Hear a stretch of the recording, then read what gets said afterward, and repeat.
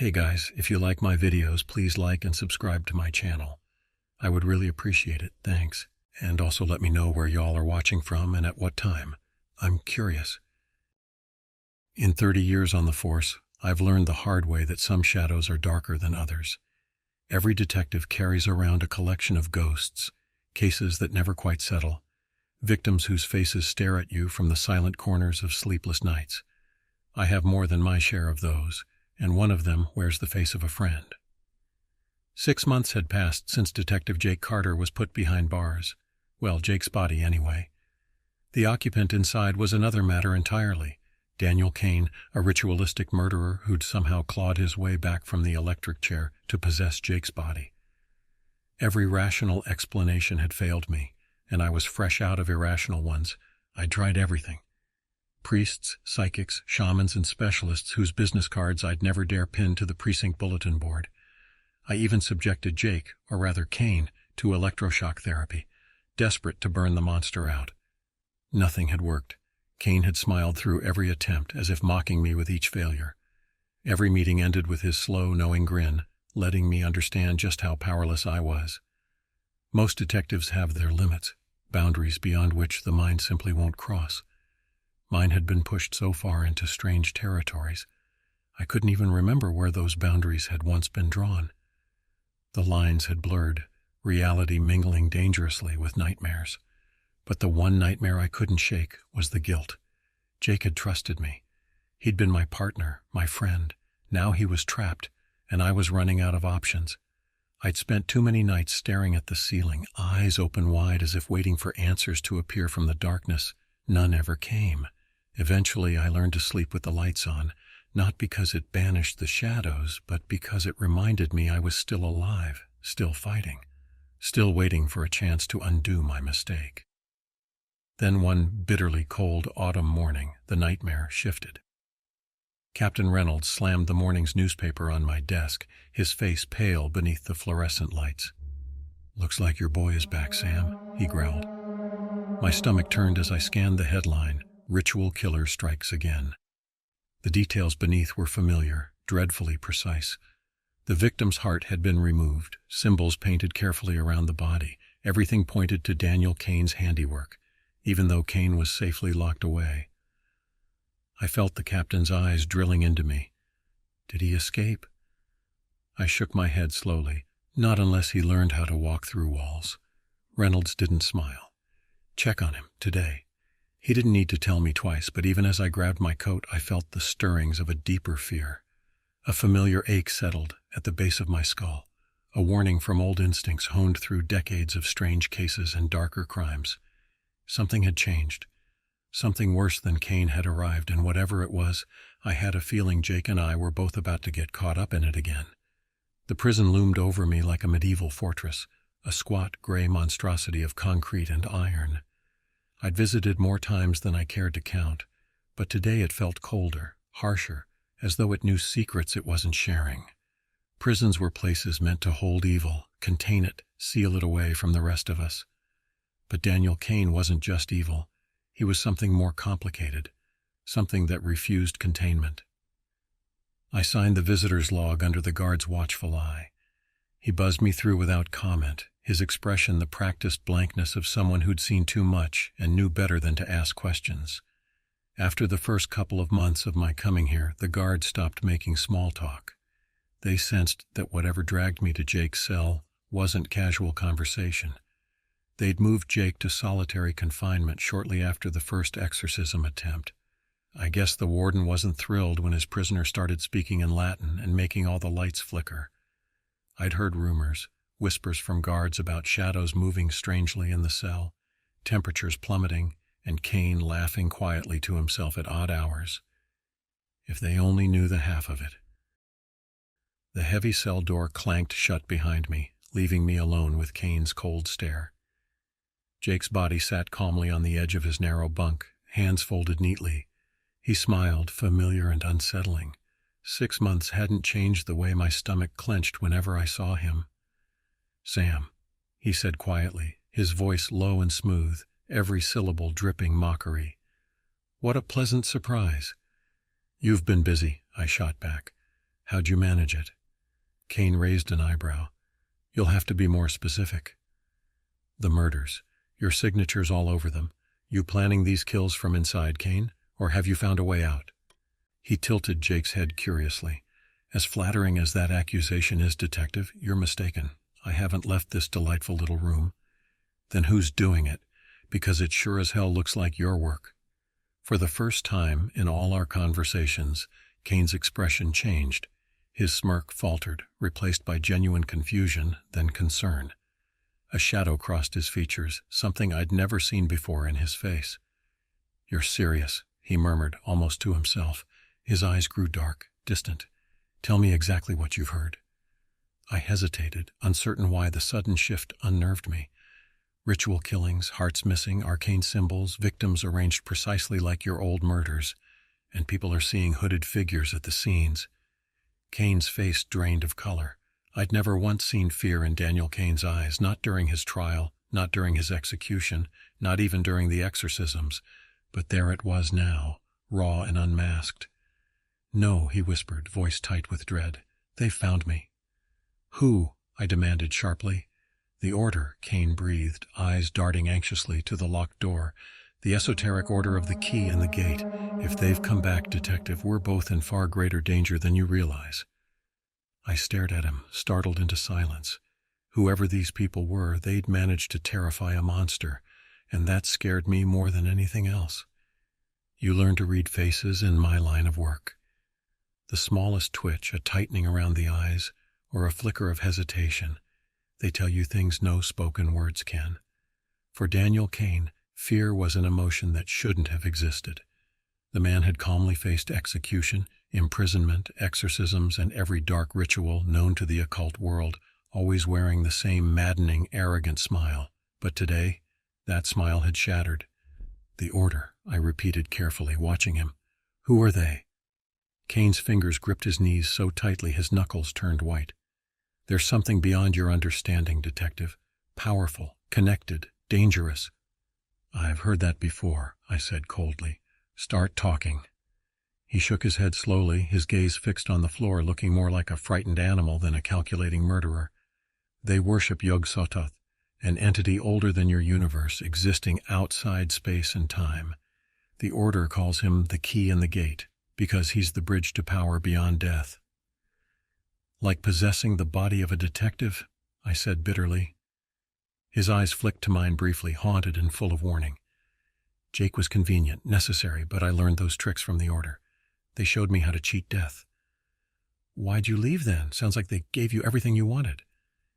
His jaw tightened. They had rules, hierarchy, chains I wouldn't accept. I left, but not empty-handed. I stole their sacred dagger, the Athame of Yithkar. With it, I could perform the sacrifices independently, call on Yog-Sothoth's power directly. That dagger is the reason I'm still here, Sam. It's why Jake's body is still breathing. And now they want it back? Worse, Kane said, eyes glittering darkly. They want me back, Detective. Not alive, not imprisoned, gone, permanently erased. I almost laughed, almost. But Kane's terror was infectious, crawling under my skin, sending chills down my spine. You're telling me they can scare you?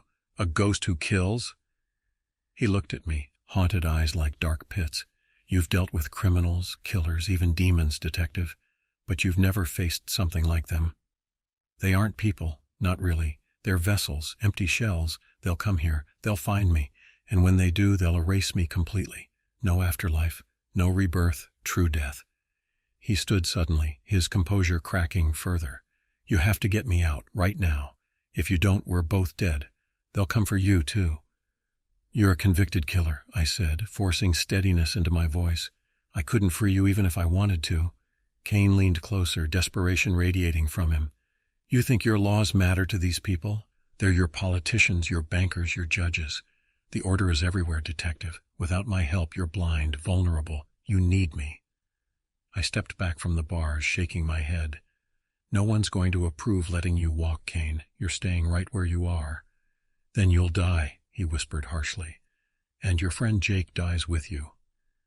His words followed me out, echoing grimly down the hall.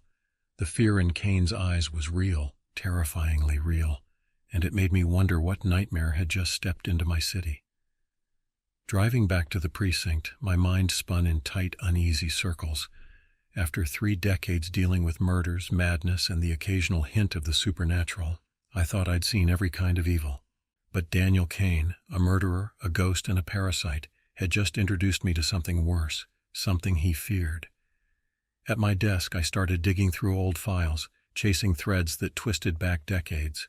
The name Kane had given me rang in my ears, the Esoteric Order of the Key and the Gate. It sounded more like a fevered conspiracy theory than reality, but then again my life had stopped making sense months ago. Hours later, Captain Reynolds called me into his office. He didn't look happy, but then Reynolds rarely did. Today, though, his face carried something extra, a tension, an unease beneath the usual professional detachment. "The mayor's office called," he said flatly.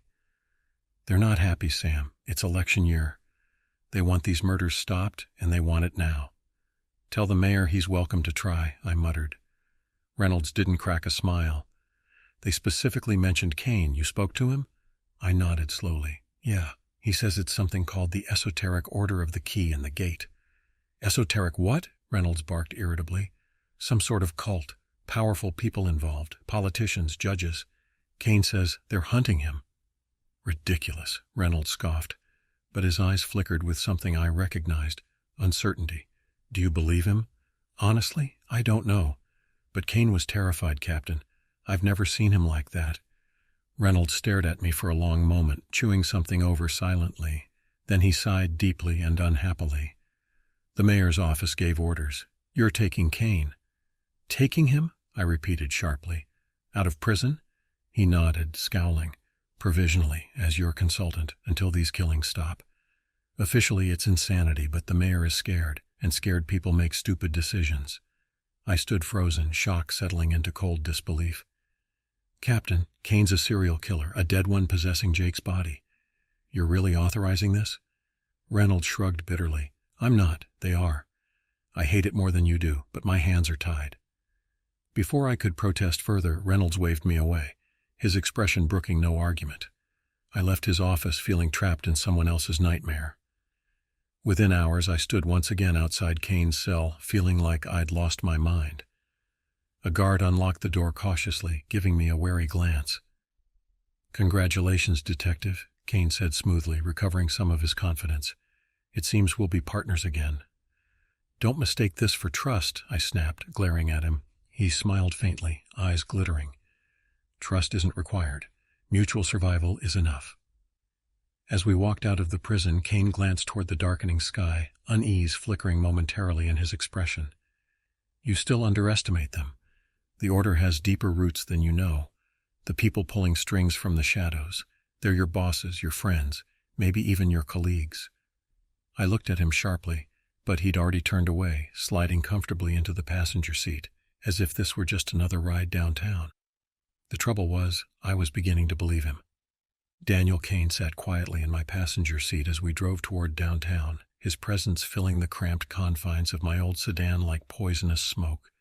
I'd transported plenty of killers in my career, but never one who so completely unnerved me. Maybe it was because he wore the face of my friend, or maybe it was just the silent, smug certainty that radiated off him. Either way, it took effort not to slam my foot onto the gas and speed toward disaster. "You realize this doesn't mean you're free," I said coldly, eyes fixed on the road. Kane smiled faintly. "Oh, I know exactly what it means, Detective. I'm your asset, your secret weapon. I'm only out because they're desperate. But desperation is useful. It makes men flexible. You'll be locked up again the second we finish this," I warned. "Count on it." "Assuming we survive," he countered softly. "The Order isn't like your usual criminals. They're patient, ruthless. They operate beneath the surface, hidden in plain sight." I glanced sideways at him. "And how do I know you're not leading me straight into their trap?" He laughed quietly. "Detective, you're already in the trap. I'm the only one who can help you out." "Then help," I growled. "Start with the dagger. Where is it?" Kane's eyes darkened slightly. "Not yet. That dagger is my only leverage. Without it, we're both dead." I tightened my grip on the wheel. "If these people are as dangerous as you say, we need every weapon we can get." "And I need insurance," Kane snapped, "or you'll toss me back in a cell and lose the only chance you have of ending this." I let out a slow breath, jaw clenched. He was right, and he knew it. But trusting Daniel Kane was a step too far. "Fine, then we start somewhere else. Give me a lead." He studied me silently for a moment, weighing his options. Finally, he nodded. "I had a contact who introduced me to the Order, a broker of sorts. He dealt in rare artifacts, information, occult connections. If the Order is active again, he'll know, assuming they haven't already silenced him." "Give me an address," I said tersely, already steering toward the city's industrial district. Kane recited it calmly, and I tried not to notice the small smile creeping onto his lips. This wasn't a partnership, it was a deal with the devil.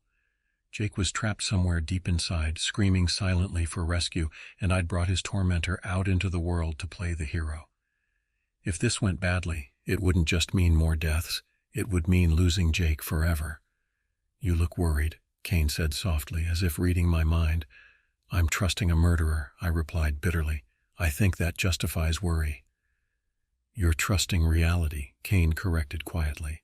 "We're on the same side now, Detective, because if the Order succeeds, there won't be anything left of either of us."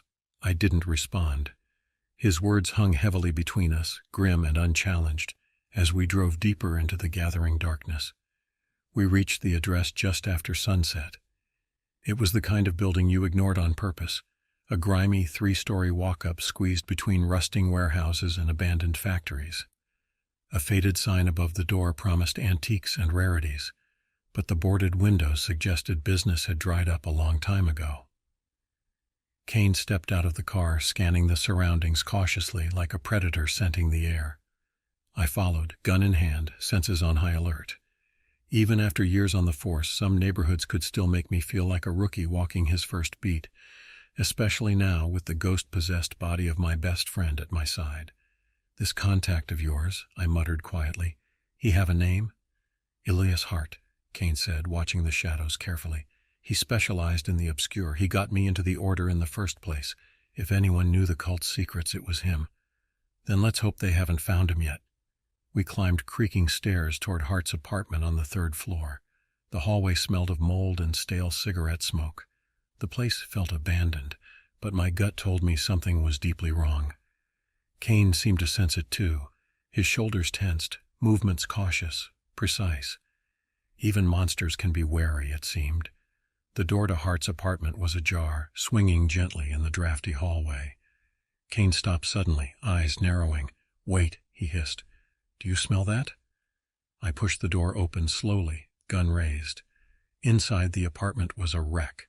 Furniture overturned, books scattered like dead birds across the floor. The stench of copper and rot filled the air. "Looks like someone got here first," I said grimly. We moved deeper inside, stepping over broken glass and torn pages filled with arcane symbols. Then I saw him. Elias Hart, or what remained of him, sprawled across the floor. His chest had been carved open, heart missing, symbols painted carefully in blood around him. "Too late," Kane murmured, staring down at the body without emotion. "They're tying up loose ends." "You don't look surprised," I accused bitterly. Kane met my gaze coldly. "Elias was a fool. He kept secrets but never learned discretion. This was inevitable. You could show some remorse. He was your friend." "I don't have friends, Detective," Kane said quietly. "Just people who are useful for a time." He knelt beside the body, running his fingers along the blood-smeared floorboards. With practiced ease, he pressed a loose plank, revealing a small, hidden compartment beneath. Inside, a leather-bound journal waited. "What's that?" I demanded. "Elias's insurance," Kane replied, flipping through the pages quickly. "Names, addresses, connections to the Order. Seems he was worried about them, too." Before I could reply, Kane's head snapped up suddenly, eyes narrowing toward the window. A shadow moved across the street below, a hooded figure standing silently beneath a broken streetlight, staring straight at us. "There!" Kane hissed, dropping the journal and bolting toward the door. "Kane, wait!" I shouted, but he was already gone, sprinting down the stairs.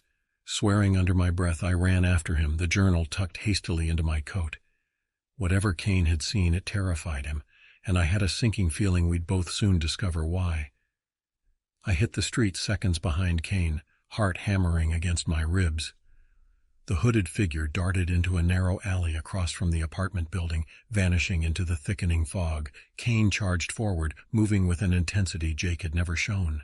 He was hunting, something primal, relentless, and terrifying. "Slow down," I shouted after him. Kane ignored me, sprinting ahead. The alley was cramped, dimly lit by sputtering street lamps that turned the shadows into jagged shapes. The fog thickened as we moved deeper, curling around my ankles like spectral tendrils. I caught glimpses of Kane ahead, a dark silhouette slipping effortlessly between dumpsters and broken crates. He stopped abruptly near the far end of the alley, eyes fixed on something hidden from my view.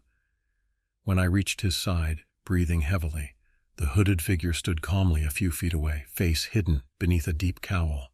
He seemed utterly unconcerned by our approach. "Who are you?" I demanded, raising my gun. He didn't move, but beneath the hood came a voice, low, cultured, unsettlingly calm. "Daniel Kane, you've returned to face judgment at last." Kane's eyes narrowed dangerously. "You're bold, coming alone." "I'm never alone," the hooded figure replied coolly. "The Order is always watching." Kane laughed bitterly, but the sound held no humor. "You think you can frighten me?" The figure tilted its hood slightly, regarding Kane. "No, but you fear them, those who sent me. They've allowed you this brief freedom only to test your resolve. Your punishment has already been decided." "I won't go easily," Kane snarled. The figure stepped forward, and the dim street lamp illuminated symbols embroidered subtly along his robes, arcane marks that shifted unnaturally in the flickering light. My eyes ached just looking at them, as if reality itself rebelled against their existence. "Detective Harlow," the figure said, turning slowly toward me, "be careful whom you trust. Kane's treachery knows no bounds. He will betray you in the end as he betrayed us." Kane's fists clenched tightly. "You speak of betrayal, yet hide behind a hood. You stole the Athami of Yithkar," the figure continued calmly. "The key and the gate demand its return. Your debt must be repaid." "You'll never find it," Kane hissed, "and if you do, it'll be your undoing." The figure laughed quietly, a soft, unpleasant sound. "Your arrogance blinds you, but soon, Kane, your blindness will end." With a swift movement, the figure stepped backward into the swirling fog. It closed around him like a living thing, swallowing him whole in an instant. Kane lunged forward, grasping at empty air, cursing in frustration. "Gone," Kane whispered bitterly. "He shouldn't have been able to vanish like that." "What the hell was that?" I demanded, lowering my gun slowly, adrenaline still humming in my veins. "A messenger," Kane said darkly. "A warning. For you or for me?" "For both," he replied grimly. "They know we're after them now. The Order won't hesitate to kill us both to protect its secrets." I stood there, chest tightening painfully, feeling the weight of what lay ahead. Whatever Kane had dragged me into was more dangerous than any criminal I'd ever faced, and now there was no turning back. Back at the precinct, I sat staring blankly at Elias Hart's journal, the cracked leather worn from handling, pages yellowed with secrets. Every name scribbled inside it represented power, influence, and danger. Kane sat silently across from me, eyes fixed on the far wall, features hard and unreadable. He hadn't said a word since we'd returned. "What happened back there?" I finally asked, pushing the journal toward him.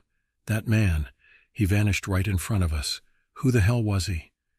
Kane glanced down at the journal, eyes narrowing thoughtfully. "An acolyte of the Order, nothing more than a servant. Yet somehow he used power they rarely grant mere initiates. That means their strength has grown." "You think they're expecting us?" He raised an eyebrow coldly. "Expecting us? Detective, they're already 3 steps ahead. They know you released me. They know you have Hart's journal, and they'll kill you for it. You've already stepped into their game. You just don't realize it yet." I leaned back, trying not to let Kane's warnings rattle me. "Then help me get ahead. Who do we hit first?" He flipped open the journal, turning pages rapidly until he stopped, pointing to a name. "Here, Marcus Rowland, city councilman, public face of the Order's funding." Elias knew Rowland was vulnerable. "You think Rowland will lead us to the others?" Kane smiled coldly. "Rowland has secrets buried deeper than most, secrets the Order entrusted to him. Elias recorded them here, hidden caches, blackmail files, He kept detailed notes. I stood slowly, adrenaline building again. Then we pay Councilman Rowland a visit. If he's involved, we bring him in, politician or not. Kane rose with me, shaking his head sharply. You still don't understand, Detective. The order isn't something you arrest or prosecute. These people own the judges, the police, maybe even your captain.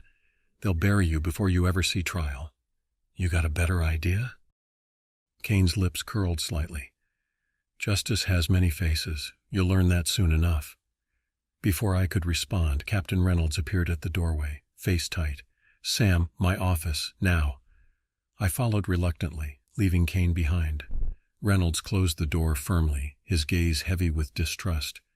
Sam, you're playing with fire, he warned sharply. People are already talking. You brought a convicted killer, someone the entire city fears, into this precinct, and now we're chasing ghosts. Those ghosts just killed Elias Hart, I shot back. They're real, Captain. Powerful. He exhaled sharply, frustration evident. You realize how insane this sounds? And now Kane's telling you to go after Marcus Rowland, a city councilman? Sam, you're on thin ice here. I leaned closer, voice tight. Captain, these people are murdering citizens in ritual sacrifices. They're organized, protected, and dangerous. Kane's the only lead we've got. Reynolds stared at me for a long moment, eyes cold. Just remember, if this blows up, no one's protecting you, especially not Kane.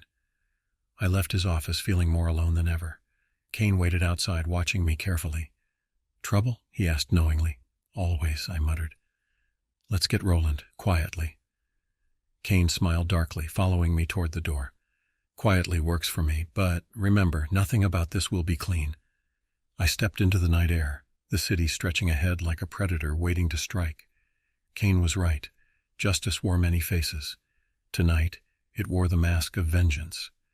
Marcus Rowland was the kind of politician who seemed custom-built for shaking hands and smiling for cameras. His carefully groomed image projected integrity, family values, and civic virtue, the kind of reputation that took years of careful planning and an army of PR handlers to construct. In other words, he was exactly the type of man the Esoteric Order of the Key and the Gate would hide behind. Kane guided me to an abandoned church on the outskirts of town, its weathered stone facade overrun with ivy, windows shattered like broken teeth. Once a community landmark, it now stood as a monument to forgotten promises and broken faith. Somehow it seemed fitting. You're sure Rowland kept evidence here? I asked skeptically, following Kane through the creaking wooden doors into the musty darkness. Marcus was cautious but arrogant, Kane said quietly, stepping carefully over fallen pews and cracked tiles. He believed his power made him untouchable. This was his favorite place, his sanctuary, a private spot to keep the things he couldn't afford to be caught with. We moved carefully through shadowed corridors, lit only by faint moonlight filtering through the broken roof. The building creaked softly around us, groaning under the weight of age and neglect. The air smelled of damp wood and stale incense, mingling with something metallic beneath. Kane paused in front of an old door, partly hidden behind a tapestry rotted through with mold. He pushed it aside, revealing a narrow staircase spiraling upward into darkness. After you, I muttered dryly, waving him ahead. He ascended without hesitation. I followed, senses on high alert, my gun steady in my grip. The stairs opened into a small attic chamber, cluttered with discarded pew cushions, broken candlesticks, and piles of decaying books. Kane crossed directly to a stack of crates against the far wall, prying one open easily. Inside lay Rowland's carefully hidden secrets, stacks of photographs, ledgers, and small, leather-bound journals filled with precise notes and strange diagrams. Blackmail, Kane murmured with satisfaction, flipping through the pages quickly. Proof of money laundering, occult meetings, bribes. Rowland documented everything. He must have thought this would protect him from the order. I shook my head, disgusted by the scale of corruption laid bare. This is enough to bring down half the city government. Kane glanced up, eyes cold and calculating. You underestimate them again. This evidence alone won't convict Rowland. He'll vanish this within hours, along with everyone involved. Then what do you suggest? Kane smiled thinly. Justice sometimes requires a more direct approach. I narrowed my eyes at him. We're not murderers. Speak for yourself, Detective, Kane replied evenly. I was speaking metaphorically, of course. But make no mistake, if you want Roland, the system won't help you. You'll have to play this my way. I looked away, frustration boiling under my skin. Kane was right, and I hated him for it. We'll try the official channels first. Kane chuckled softly, his amusement sharp-edged. By all means, let's watch your system fail one more time. As we gathered up Roland's secrets, I knew Kane was probably right. But I had to try. Even now, standing shoulder to shoulder with a monster, I still hoped justice could mean something more than revenge. I spent the next morning buried in paperwork, assembling Roland's hidden stash of blackmail into something resembling an airtight case. My fingers burned from flipping through pages of corruption, and my head ached from the sheer audacity of it all. The evidence was clear. Marcus Roland had sold his soul, piece by piece, to an ancient evil in exchange for power. But the trouble with power is it tends to protect its owners. By mid-afternoon, I stood in Captain Reynolds' office, slamming the carefully organized file onto his desk. "It's all here, Captain," I said, voice tight with urgency. "Roland's tied to murders, bribes, occult rituals. There's enough evidence to bury him. We have to move now." Reynolds flipped silently through the pages, his face unreadable. After a long silence, he sighed, rubbing his temples. "Sam, you know how this works. A city councilman isn't some street criminal. This needs approvals, warrants, oversight." "Approvals?" I snapped, incredulous. "People are dying. If we don't move now, Roland will bury this evidence along with everyone who's seen it." He stared at me, eyes heavy with frustration. "My hands are tied, Sam. Politics run deep. They'll stall this indefinitely. You need to back off and let the system work." I bit down hard on the fury rising in my throat, turning away sharply. "The system is broken." Reynolds didn't reply. He didn't have to. Outside, Kane was waiting patiently, watching me approach with a knowing expression. "The system failed you, didn't it?" "Not now," I growled, walking past him. "We'll find another way." "I already have," Kane replied calmly, falling into step beside me. "Roland is attending a charity gala tonight. High-profile, exclusive guest list, the perfect place to handle him." "Handle him?" I asked sharply, stopping to face him. "We're not assassins, Kane." His expression remained utterly calm. "No, you're not. But if Roland isn't stopped tonight, more will die. I can handle it quietly, cleanly. They'll never suspect foul play." I shook my head firmly, but doubt gnawed at my conviction. There has to be another way. Kane stepped closer, voice soft, dangerously persuasive. "You know better, Detective. Roland controls the system you're relying on. Justice isn't coming through official channels." I hesitated, my gut twisting painfully. "Do you honestly expect me to let you kill him?" Kane's eyes narrowed slightly, a cold smile forming on his lips. "I expect you to save lives. Your way failed. It's time to try mine." I didn't answer.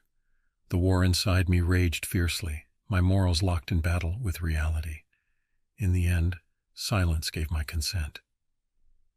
That night I watched Marcus Roland mingle confidently at the gala, shaking hands, smiling warmly, unaware his carefully built empire was about to collapse.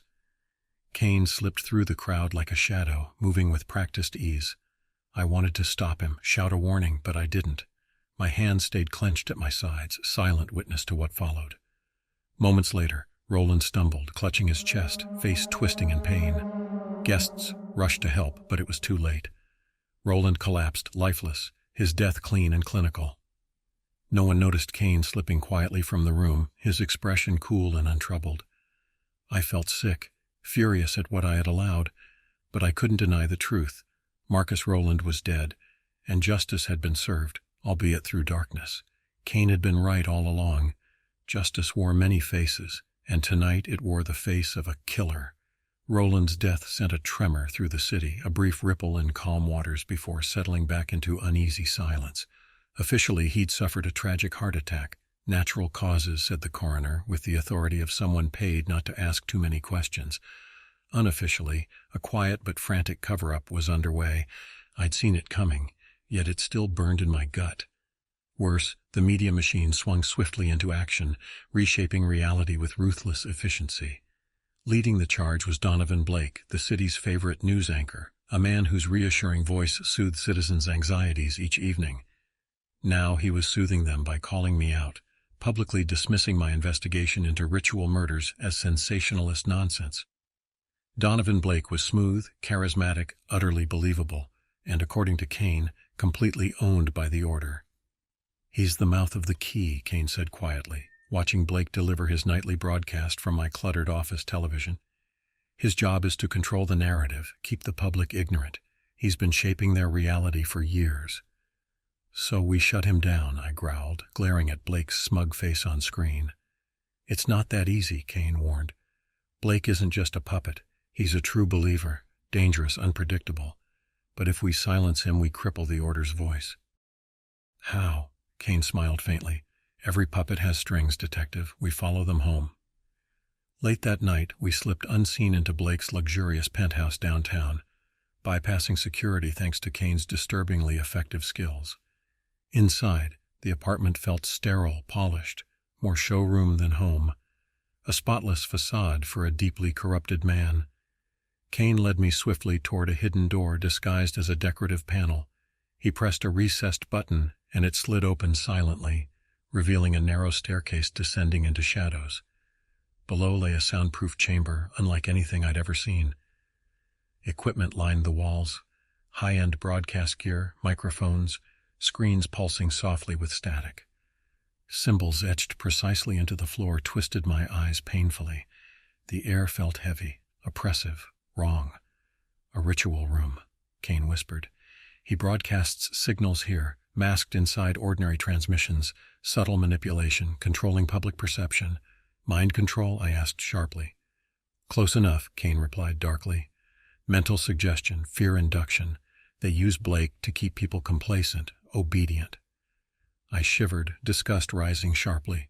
"Then let's shut him down."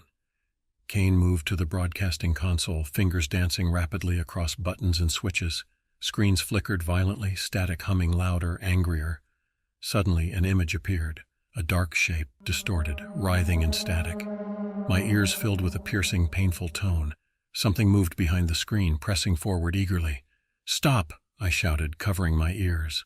Kane ignored me, eyes narrowed in concentration. "It's a bound entity, dangerous but useful." The screen cracked, shadows pouring outward, pooling around Kane. For a terrifying moment, the creature surged toward us, rage radiating from it. Kane raised his hand, speaking sharply in a language that made my bones ache. Slowly, reluctantly, the entity retreated, coiling back into the broken screen. "What the hell was that?" I demanded, breath ragged. "A tool," Kane said simply. "Blake's power source. Without it, he's nothing." He pressed another switch, shutting down the equipment. The room fell silent, oppressive energy draining away. "This ends Blake's influence," Kane said grimly. "When he next tries to broadcast, his connection will destroy him. His mind will shatter." I stared at Kane, disturbed by the ruthless satisfaction in his eyes. "You could have warned me." He turned away, moving calmly toward the stairs. "Some things you must see to understand." We left Blake's secret chamber in ruins, walking silently back into the cold night. Justice had again worn a monstrous face, and I wondered uneasily how much of myself I'd lose before this nightmare ended. Donovan Blake's next broadcast was his last. Kane and I watched from my cluttered office, silence thickening between us as Blake appeared on screen, smiling confidently, entirely unaware that his carefully crafted world was about to collapse. Blake began with his usual polished delivery, effortlessly dismissing rumors of occult activity in the city as ridiculous conspiracy theories. Then something shifted. Mid-sentence, his expression faltered, confusion flickering briefly across his smooth features. He paused, cleared his throat, and tried to continue, but his voice sounded strained, disconnected. "What's happening to him?" I asked softly, feeling a cold knot form in my stomach. "His connection to the entity is severed," Kane replied quietly.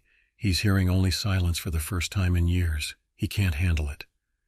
On screen, Blake stumbled over his words, eyes wide with panic. He clutched his head, looking wildly around the studio. Crew members rushed forward as he fell to his knees, muttering incoherently. The camera abruptly cut to commercial, leaving a stunned silence hanging heavily between us. "They'll say he had a breakdown," Kane said simply. Stress, overwork, whatever lie they choose. But Blake's power is gone. The Order's voice is silenced. You destroyed a man's mind, I said sharply, anger bubbling up. Don't pretend this is justice. Kane's expression remained unchanged, utterly cold. Blake made his choice. He traded sanity for power, and tonight the bill came due. Consider him another victim of the Order. I shook my head bitterly, disgusted with both Kane and myself. You keep saying we're fighting monsters, but every time we act, we become more like them. War isn't clean, Detective, Kane replied evenly. Especially a war against the darkness. You're still clinging to outdated notions of justice.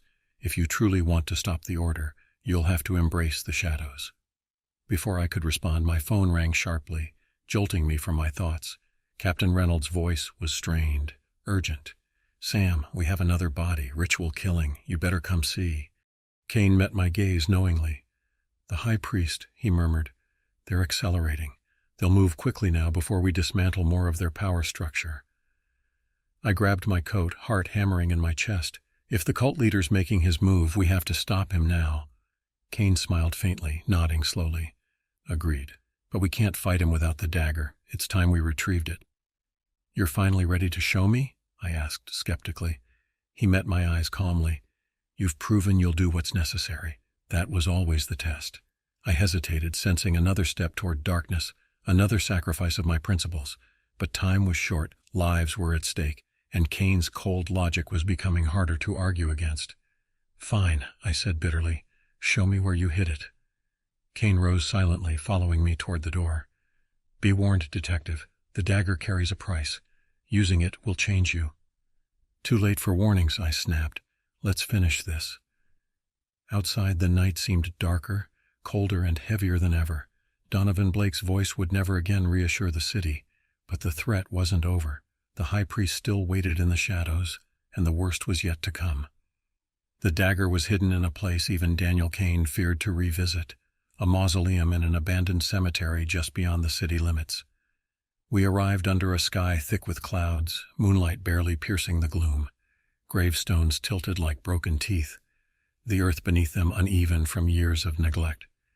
It was the perfect place for monsters, real or imagined. Kane led me silently among the tombs, movements cautious, eyes alert for any sign we were being followed. We stopped before a stone crypt, its iron gate rusted shut. The name engraved had long since eroded away, leaving only faint marks, a forgotten occupant, guarding a secret far darker than its own. You hid the dagger here? I asked, uneasy. Why not destroy it? You can't destroy something like this, Kane replied, voice low.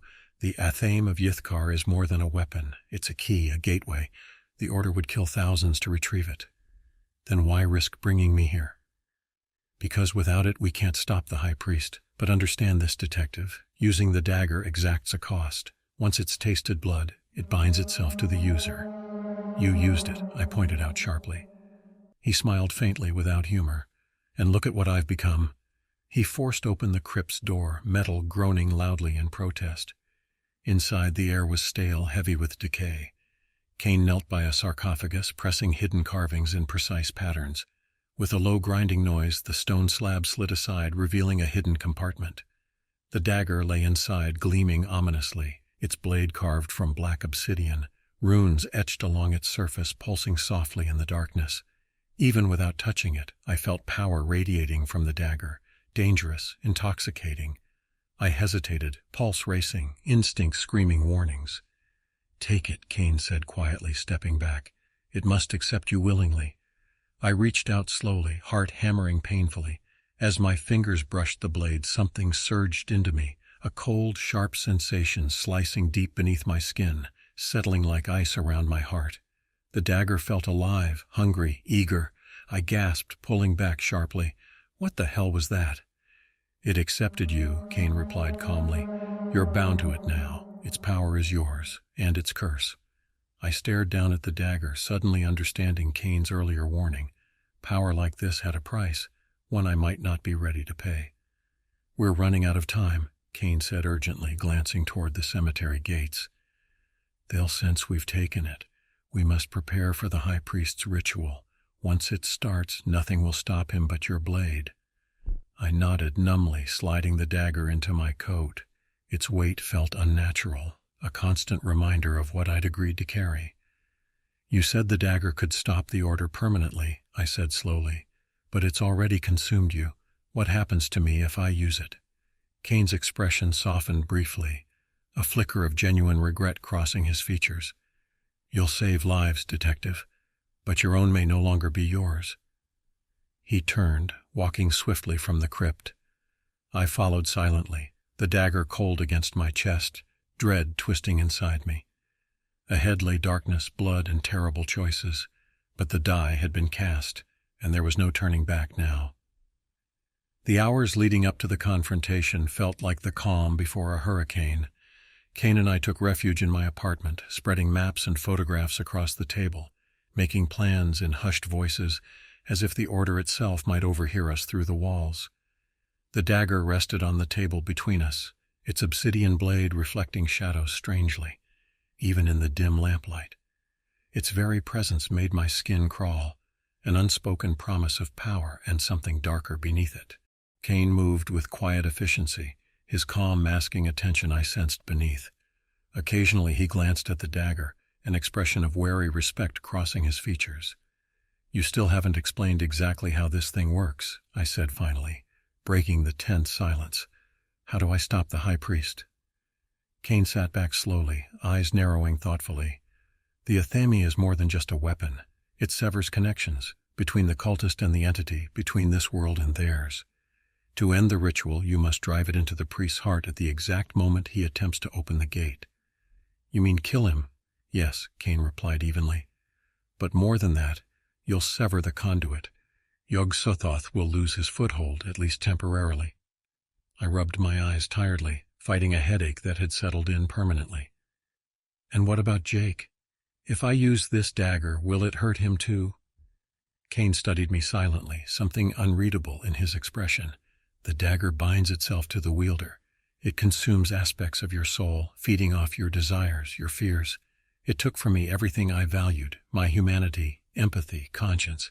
But Jake is only my host, not the dagger's wielder. He will remain unharmed. Then why did you tell me it might cost my life? Because it will, Kane said softly, eyes darkening. Maybe not physically, but who you are, the man you think yourself to be, will never return. You'll carry this burden forever. I looked away, swallowing hard. I'm not like you, Kane. He smiled faintly, without humor. No, but you could be. That's the dagger's ultimate cost. It reveals who you truly are beneath your morals and illusions. Few survive that unscathed. I stood, pacing restlessly. Then let's finish this quickly. The sooner I'm rid of this thing, the better. Kane rose slowly, watching me closely. It's not that simple. Once you strike, the order will come after you relentlessly. Your life as you knew it is over, Detective. You'll live in constant fear. I faced him squarely. I already do. Every day, Jake stays trapped in his own body. Every victim the order claims, that's on me. If this dagger ends it, I'll accept the price. Kane regarded me silently, a grudging respect in his eyes. Then let's hope your resolve holds. The High Priest's ritual will happen tonight, during the city blackout. We have one chance, no room for error. He moved toward the door, pausing to glance back. Rest now, Detective. Once darkness falls, there won't be another moment of peace. He vanished into the night, leaving me alone with the dagger and its silent, hungry whispers. I stared at the blade, feeling its presence like a cold weight on my soul. War was coming, and I wasn't sure I'd ever be ready. The city plunged into darkness precisely at midnight. Power died in a single, unified heartbeat, plunging neighborhoods into pitch-black silence.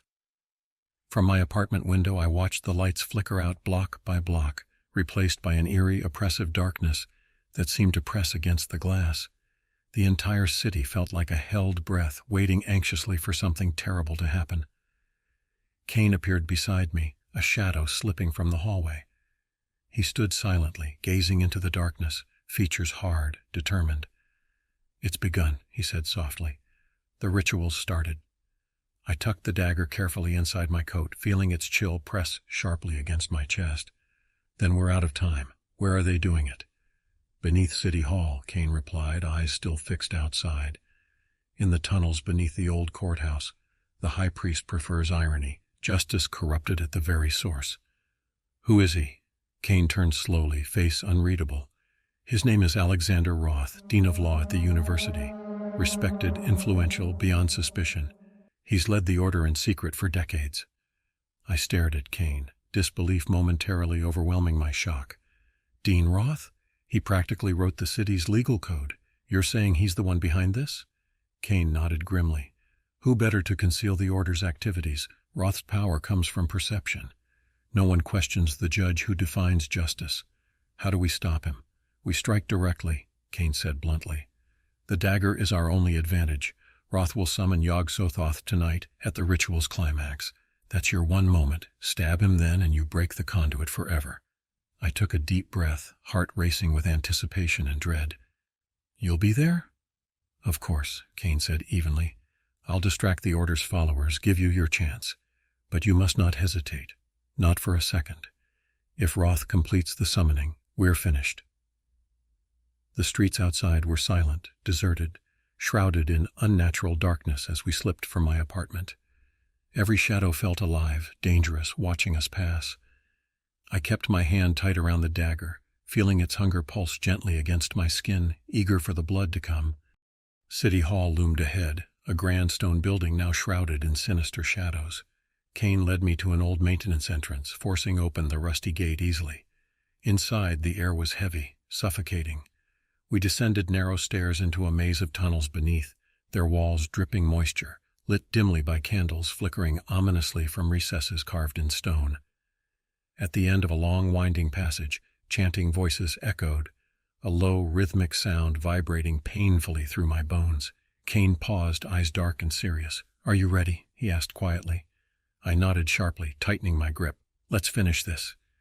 We moved silently toward the chamber beyond, the chanting growing louder, urgent. Ahead lay a nightmare of candlelit faces beneath black hoods, robed figures standing in precise formation around Alexander Roth, the high priest, whose voice rose sharply, invoking a terrible power from beyond.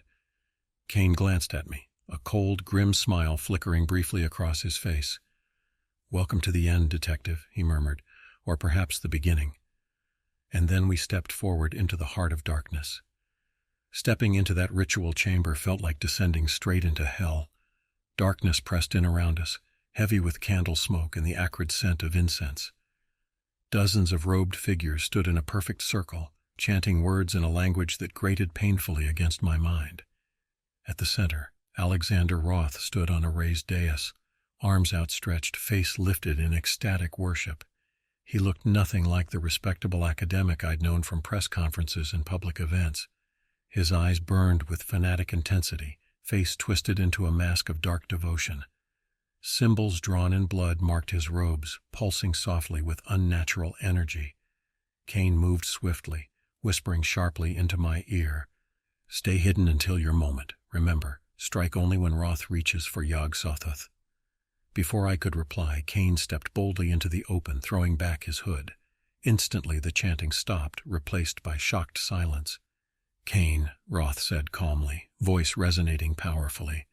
You've returned willingly to face judgment. Bold of you. Kane smiled coldly. I've come to witness your failure, Roth. You betrayed us, Roth continued, stepping slowly forward. Stole the Athame, betrayed our faith. Now you'll witness true power. Roth raised his hands sharply, resuming his chant. Instantly the cultists joined him, their voices rising urgently, the chamber trembling with gathering force. Reality shuddered, cracking around Roth, tendrils of shadow snaking toward him from the darkness. Kane moved swiftly, striking cultists down with calculated violence, disrupting their chants, chaos erupting throughout the chamber. Roth ignored the fighting, entirely focused, shadows now swirling violently around him.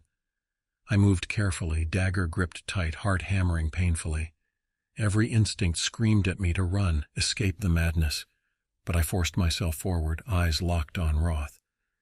Then Roth screamed something unintelligible, triumphant, and a hole tore open behind him, a jagged doorway into oblivion itself.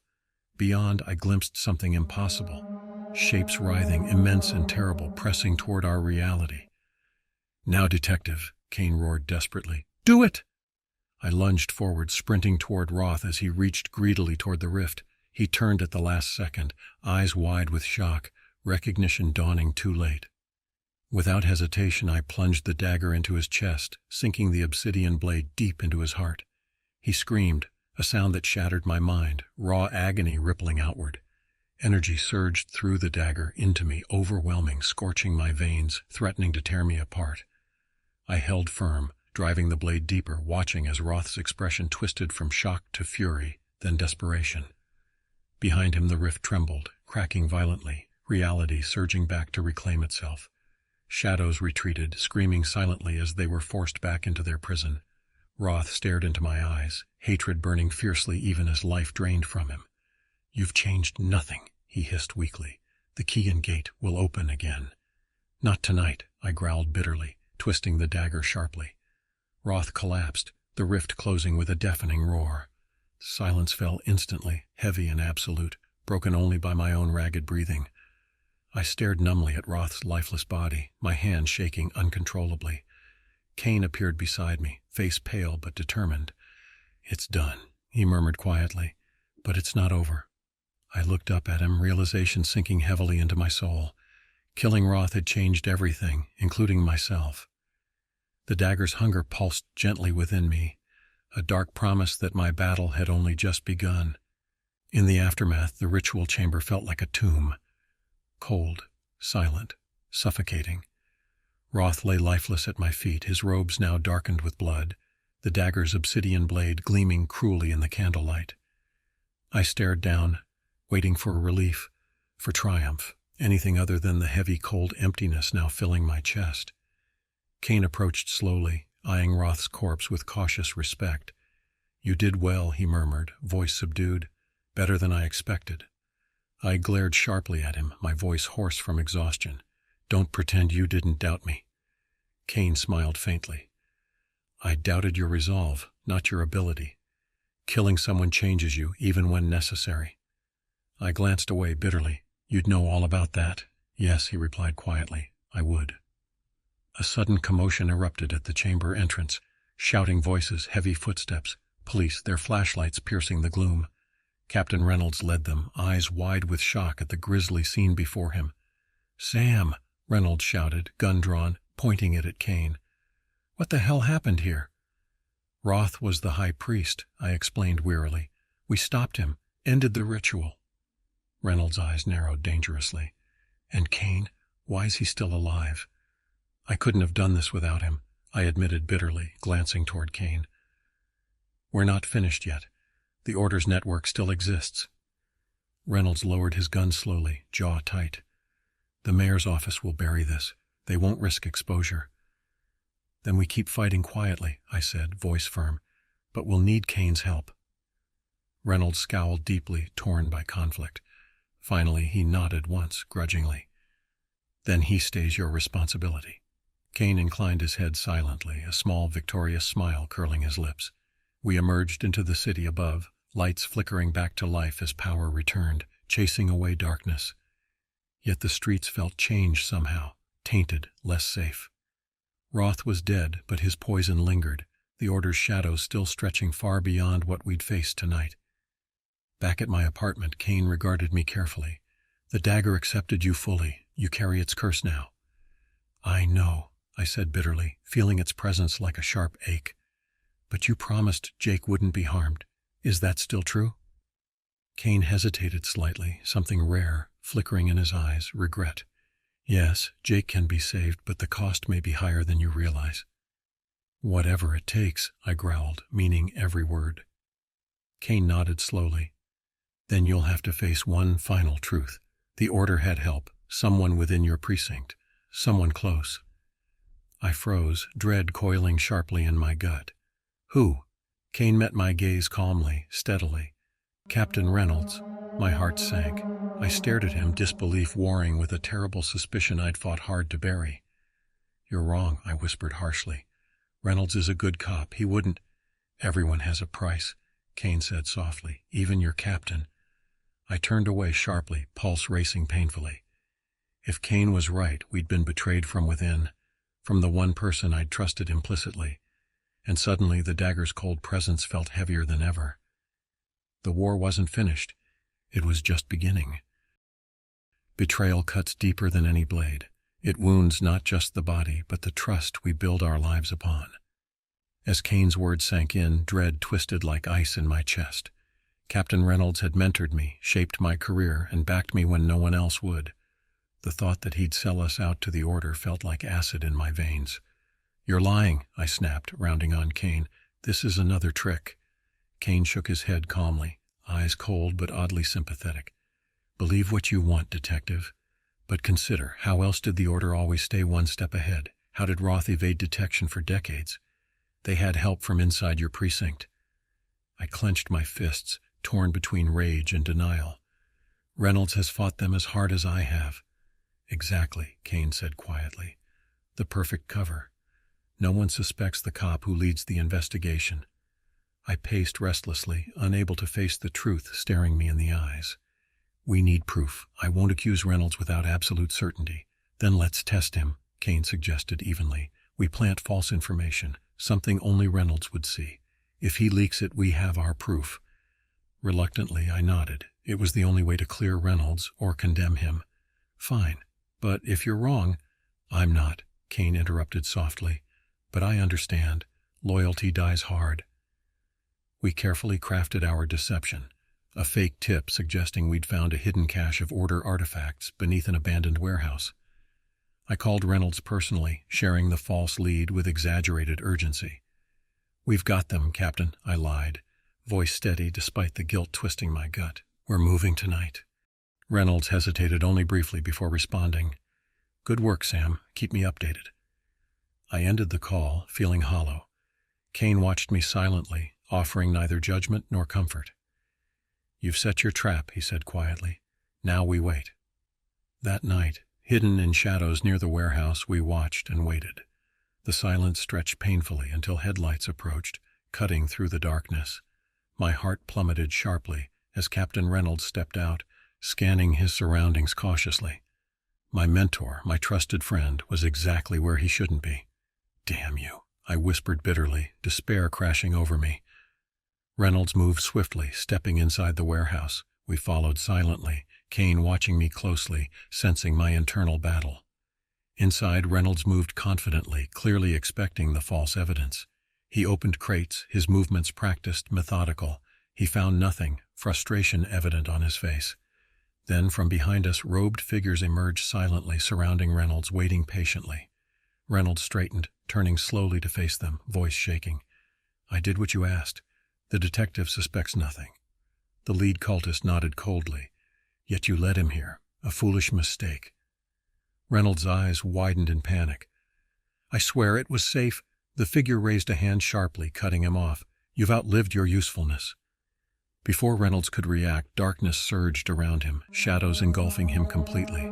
His screams died instantly, leaving only terrible silence behind. Kane placed a steadying hand on my shoulder. He made his choice. I stared numbly where Reynolds had stood, betrayal slicing deep into my heart. They killed him like nothing. "That's the Order," Kane said quietly. "They use, betray, and discard. Remember that." Anger surged sharply, fierce and cold. Reynolds had betrayed me, yes, but the Order had corrupted him. They'd destroyed everything good around me. I turned slowly to Kane, resolve hardening dangerously. "No more hiding, no more tricks. It's time to end this." Kane smiled faintly, eyes glittering with dark approval. "Then let's finish it, detective, once and for all." We tracked the remaining cultists through a labyrinth of tunnels beneath the precinct annex, a hidden network built decades ago, long forgotten by everyone but those who kept its darkest secrets. Kane moved silently beside me, his expression grimly determined, more focused now than I'd ever seen him. "You're sure this is the last cell?" I asked quietly, heart racing with adrenaline and dread. Kane nodded sharply. "The Order's last stronghold. Whoever leads them now will be here." We paused before an ancient iron door, etched with strange symbols that twisted my eyes painfully. The air around it hummed with barely restrained energy. Kane traced the carving slowly, expression darkening further. "They're already summoning," he murmured bitterly. "They intend to complete what Roth started." Then let's crash their party, I growled, raising my gun. Kane held up a hand sharply. They'll be expecting you. Let me handle this. He pushed open the door, stepping confidently into the chamber beyond. Inside, cultists circled a central altar, chanting urgently, their voices rising toward a fevered pitch. At their center stood a robed figure, his face hidden beneath a deep cowl, hands raised, power swirling around him. Your ritual ends here, Kane announced calmly, voice cutting through their chants like ice. The figure lowered his hood slowly, revealing a face I knew intimately. Captain Reynolds stared back at us, yet changed somehow, twisted, his eyes blazing with unnatural power. My stomach churned with disbelief and horror. Impossible, I whispered numbly. Reynolds died. Kane shook his head grimly. The Order resurrected him as their new high priest. Death means little to them. Reynolds smiled coldly, voice smooth yet deeply wrong. Sam, I warned you. Some truths were never meant to be uncovered. You betrayed everything we stood for, I accused bitterly, stepping forward, dagger clutched tightly in my hand. You betrayed me. I chose survival, Reynolds replied harshly. You should have done the same. Kane stepped forward suddenly, chanting fiercely, his voice echoing with arcane power. Shadows surged violently around Reynolds, their battle invisible yet deeply felt. The cultists scattered, panic erupting throughout the chamber. Reynolds fought back fiercely, energy crackling between them. Kane faltered slightly, sweat beading on his brow. He glanced back urgently. Now, detective, finish it. I lunged forward, dagger slicing sharply toward Reynolds' chest. He turned too late, eyes wide with shock, recognition and betrayal flashing briefly. The blade sank deeply, Reynolds gasping sharply in pain, power flaring violently before collapsing inward, imploding into silence. He collapsed, eyes fixed on mine, voice barely audible. You don't know what you've unleashed. Then he fell still, silence descending heavily around us. Kane stood shakily, exhausted but triumphant. It's over, he said quietly. The Order's finally broken. I stared numbly at Reynolds' lifeless body, heart aching with loss, betrayal, confusion. Is it? Or did we just replace one monster with another? Kane regarded me silently, his gaze dark yet strangely compassionate. You've faced truths no one should, detective. The question now is, can you live with them? I turned away slowly, unable to answer, the dagger's presence cold against my skin, a permanent reminder of the darkness I'd embraced. Reynolds had fallen, but I was left to carry the burden of our choices, uncertain if justice had truly been served, or if we'd merely opened another gateway to something worse. In the aftermath, silence was my only companion. The precinct buzzed with questions I couldn't answer. Official reports labeled Captain Reynolds a hero who died confronting an occult killer. The truth was buried beneath comforting lies, hidden behind carefully scripted speeches. The city, unaware of the nightmare barely avoided, settled back into uneasy peace. But peace had abandoned me long ago. Alone in my apartment, I stared at the dagger, its blade gleaming darkly, the chill in my chest unrelenting. It felt heavier now, burdened by all I'd lost, Reynolds, my faith in justice, even my trust in myself. Yet Jake remained trapped, a silent prisoner in his own body. For his sake, my battle wasn't over. You fought well, Kane's voice said softly from the shadows, startling me from my thoughts. I turned sharply, gun half drawn before recognizing him. You vanished quickly, he smiled faintly. My part is done. The Order is fractured. Reynolds is dead. My debts are cleared. But Jake's still trapped, I said sharply. You promised a way to save him. There is, Kane admitted slowly, stepping closer. But it's not simple. The dagger binds souls, and it can sever them. You're saying I have to use it again? I asked bitterly. Kane nodded gravely. It will free Jake, but it will cost someone else their life. Equivalent exchange. I stared at him numbly, the weight of his words crushing me. You're asking me to murder someone to save my friend? Not murder, Kane corrected quietly. Sacrifice. Jake's soul is bound by my presence. To free him, I must be unbound from this world. You mean kill you? I asked slowly, disbelief tinged with hope. Exactly, Kane replied calmly, meeting my gaze without fear. Jake lives only if I truly die. The dagger can end me permanently, severing my connection forever. You'd willingly give yourself up? I asked skeptically. Kane smiled faintly, eyes strangely peaceful. Immortality is exhausting, detective. I've lived too many lives. It's time to rest. I took a deep, shaky breath, dagger trembling in my hands. "If you're lying—" "I'm not," he promised softly. "This was always my endgame." I returned to atone for what I became. "Let me go and bring your friend home." He closed his eyes, head bowed slightly. I stepped forward, raising the dagger, pulse racing, emotions a storm inside me. Cain was a monster, yet in this final moment he offered redemption, mine and his. The dagger plunged deep, slicing through Jake's heart and into the dark essence within.